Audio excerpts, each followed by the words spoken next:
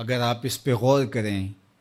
تو آداب معاشرت کا خلاصہ ہے یہ حدیث۔ آقا کریم نے ارشاد فرمایا اتنی دیر تک کوئی شخص کامل مومن نہیں ہو سکتا جب تک وہ اپنے مومن بھائی کے لیے وہ پسند نہ کرے جو اپنے لیے پسند کرتا ہے۔ ایک اچھا معاشرہ تشکیل دینے کے لیے آپ کو کوئی رہنما اصول چاہیے گا تو اس سے بہتر آپ کو کوئی اصول نہیں ملے گا۔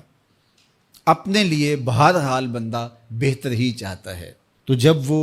اس مزاج میں ڈھل جائے کہ میں اپنے مومن بھائی کے لیے، اپنے معاشرے کے دوسرے افراد کے لیے بھی وہی چاہوں گا، تو پھر مجھے بتاؤ کہ معاشرے کے اندر پھیلتی ہوئی روحانی بیماریاں،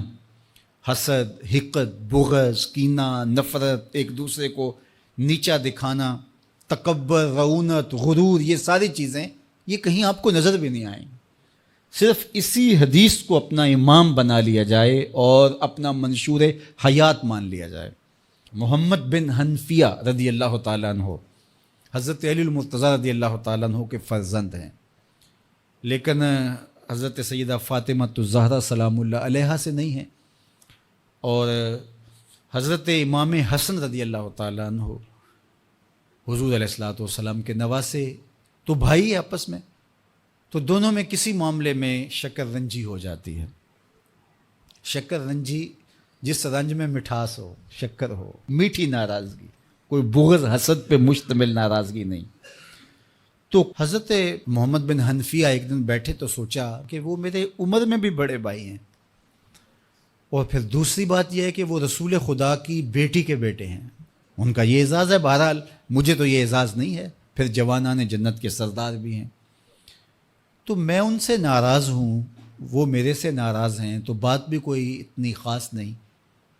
تو اب دن بھی 3 گزر رہے ہیں، چلو میں ان کو راضی کر لیتا ہوں۔ تو گھر سے نکلے ان کو راضی کرنے کے لیے، تو واپس آ گئے راستے سے، کاغذ لیا اور اس کے اوپر اپنے بھائی کے نام مکتوب لکھا کہ میں آپ کو راضی کرنے کے لیے گھر سے نکلا تھا، لیکن راستے میں مجھے حضور علیہ السلام کا فرمان یاد آیا کہ جب 2 مومن بھائی آپس میں کسی معاملے میں الجھ جائیں، ناراض ہو جائیں، تو جو صلح میں پہل کرے گا وہ جنت میں بھی پہلے جائے گا۔ تو میں تو یہ گوارا نہیں کرتا کہ آپ سے پہلے جاؤں، تو میں ناراض ہوں، آپ آئیں اور مجھے منائیں۔ تو حضرت امام حسن نے خط پڑھا اور مسکرانے لگے، اور آپ تیزی کے ساتھ تشریف لائے اور اپنے بھائی کو کہا اچھا مان جاؤ پھر،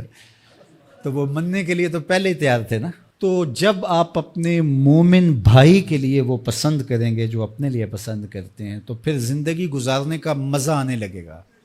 نفس روکتا ہے یہ چیز میرے پاس ہے اس کے پاس نہ ہو، یہ اعزاز میرے پاس ہے اس کے پاس نہ ہو، اور اس کی ایک اپنی لذت ہے اور وہ مادی لذت ہے، اور ایک ہے باطن کی روح کی لذت۔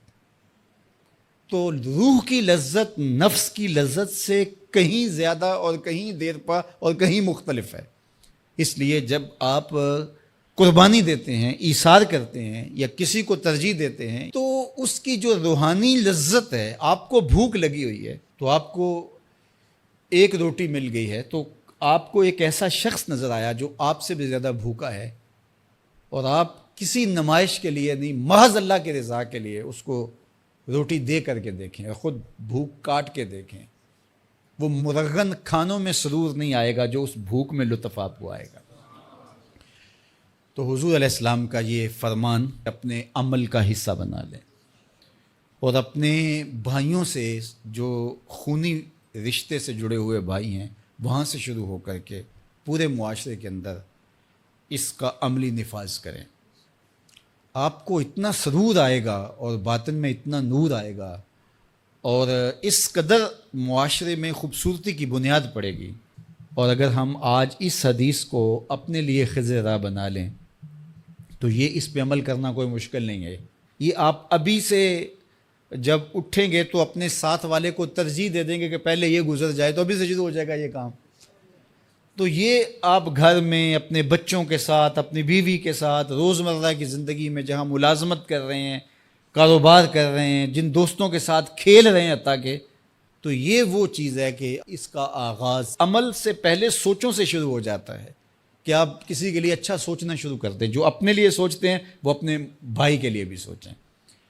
ہمارے بزرگ فرمایا کرتے تھے کہ کسی کے ساتھ دوستی کا ایک حق یہ بھی ہے کہ اس کی آخرت کے لیے سوچا جائے کہ یہ میرا دوست ہے تو دنیا میں میرے ساتھ ہے تو حشر میں بھی جنت میں میرے ساتھ ہو.